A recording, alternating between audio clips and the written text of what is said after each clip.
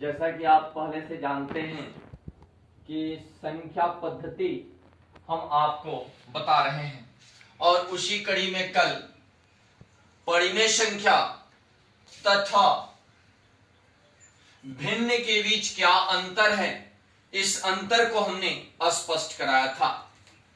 आज आपको हमें पहले बताना है पूर्णांक, इंटीजर्स, यानी सभी प्रकृत संख्या, शून्य को भी शामिल करेंगे, साथ ही साथ प्रकृत संख्याओं के ऋणात्मक को भी मिलाएंगे और इसको मिलाने से संख्याओं का जो परिवार बनेगा उस परिवार को पूर्ण संख्या कहेंगे। यानी यूं जान लीजिए कि गिनती की संख्या प्रकृत संख्या है, प्राकृत संख्या उसका ऋणात्मक पद तथा शून्य को जब शामिल करेंगे तो इससे जो संख्याओं का परिवार प्राप्त होगा उसे पूर्णांक कहते हैं। जैसे उदाहरण के लिए अगर 0 है तो इधर देखिए 1 2 3 4 प्राकृत संख्याएं इधर है और इधर -1 -2 -3 -4 यानी प्रकृत संख्याओं का ऋणात्मक रूप इधर है, तो इन सबको कहेंगे पूर्णांक।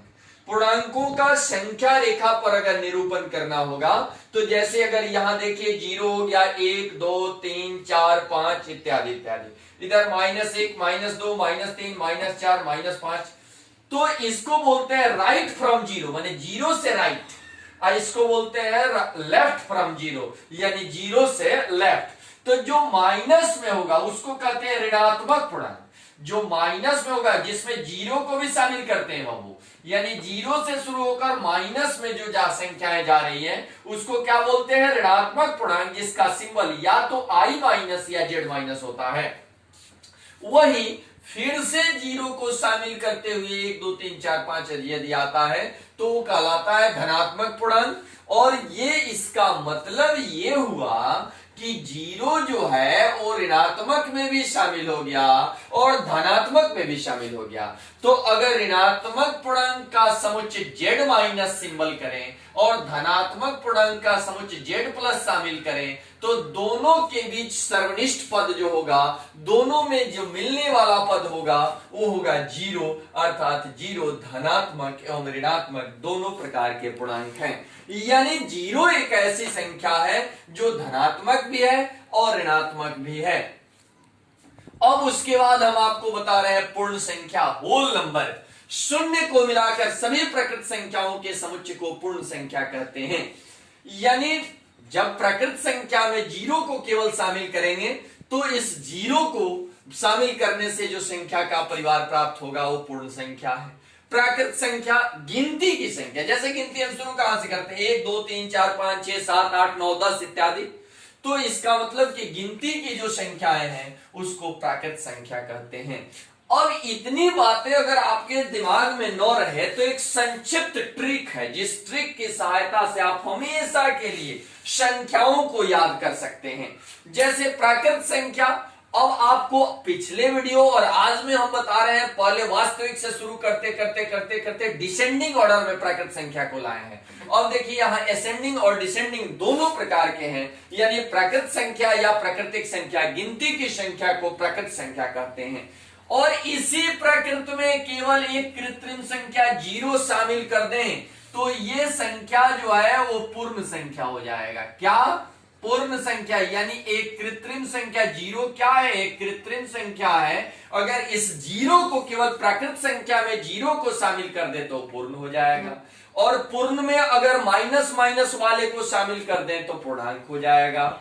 और यदि इस पूर्णांक में बट्टा को, भिन्न को या शामिल कर दें तो परिमेय हो जाएगा। और इसमें कल ही अपरिमेय संख्या बताए हैं, यानी अपरिमेय को जब शामिल कर लें तो वास्तविक हो जाएगा। आइए ऐसे कहिए, सभी प्रकृत संख्याएं पूर्ण है, सभी पूर्ण संख्याएं पूर्णांक है, सभी पूर्णांक संख्याएं परिमेय हैं और सभी परिमेय संख्या वास्तविक है। यानी नीचे से ऊपर जा रहे हैं तो प्रत्येक एक दूसरे के कंप्लीमेंट्री सर्वनिष्ठ हो रहा है, जबकि ऊपर से आइएगा तो अपरिमेय, वास्तविक संख्या में से अपरिमेय संख्या हटा देंगे तो परिमेय हो जाएगा।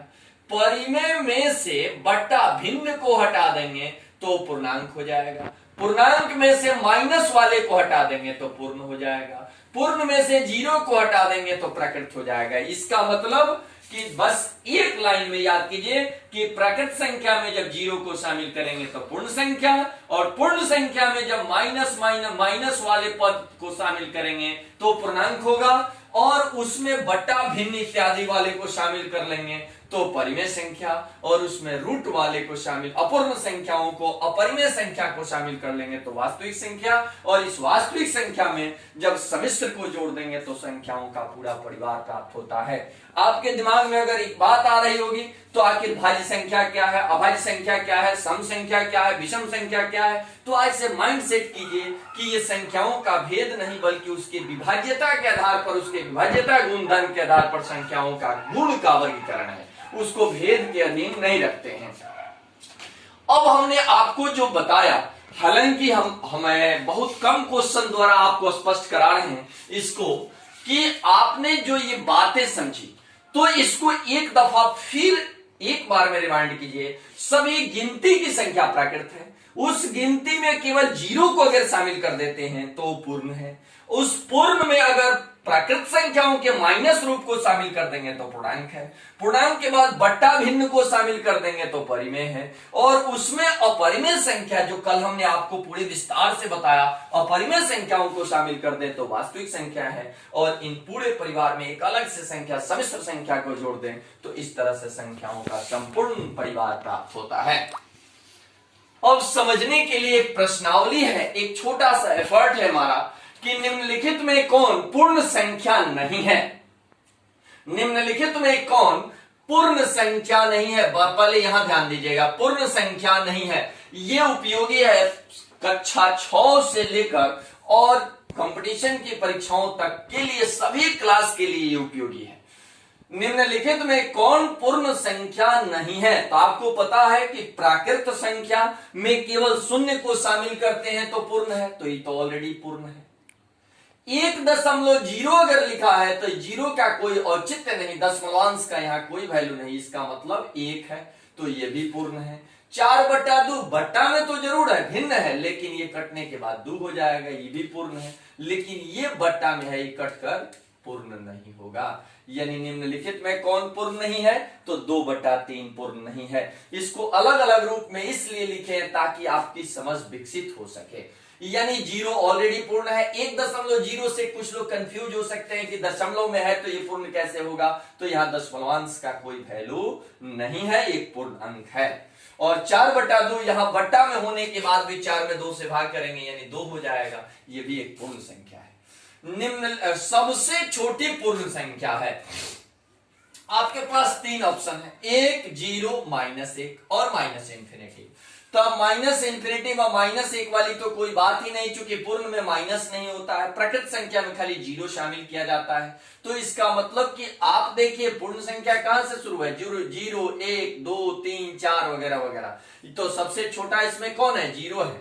इसका मतलब कि सबसे छोटी पूर्ण संख्या कौन है, 0 है। सबसे छोटी प्राकृत संख्या है, एकदम छोटा छोटा प्रश्न है लेकिन इस पर आप बराबर पेन स्लिप करता है। सबसे छोटी प्राकृत संख्या है, तो अब आपके दिमाग में आएगा कि 0, तो 0 तो गिनती की संख्या है नहीं, तो सबसे छोटी प्राकृत संख्या क्या है, 1 है। तो सबसे छोटी प्राकृत संख्या 1 है। निम्नलिखित में कौन सी संख्या धनात्मक एवं ऋणात्मक दोनों पूर्णांकों का द्योतक है। इसका मतलब कि अभी आपने पढ़ा था कि धनात्मक और ऋणात्मक दोनों पूर्णांक कौन है, 0 है, इसलिए 0 क्या है, धनात्मक और ऋणात्मक दोनों प्रकार के पूर्णांक हैं। 0 पावर 0 का मान क्या होगा, हम लोग एक माइंड सेट करते हैं कि अगर x का पावर 0 हुआ तो इसका मान 1 ही होना है।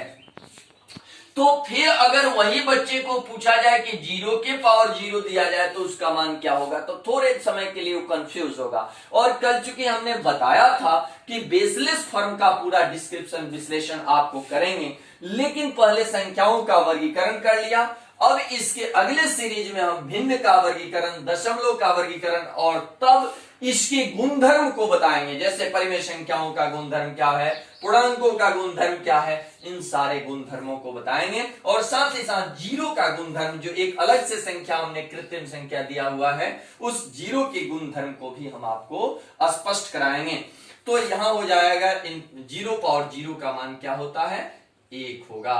इस तरह से आप इस टाइप के प्रश्नों का सीरीज हम आपको देंगे और उसको उम्मीद है कि आप लोग सॉल्व करके और इस बात को तथ्यगत समझने की कोशिश करेंगे जो अब तक हम लोगों के लिए बहुत बड़ा मुसीबत का कारण था, उसको हम प्रयास किए हैं कि इसको और आसान करें और करने की कोशिश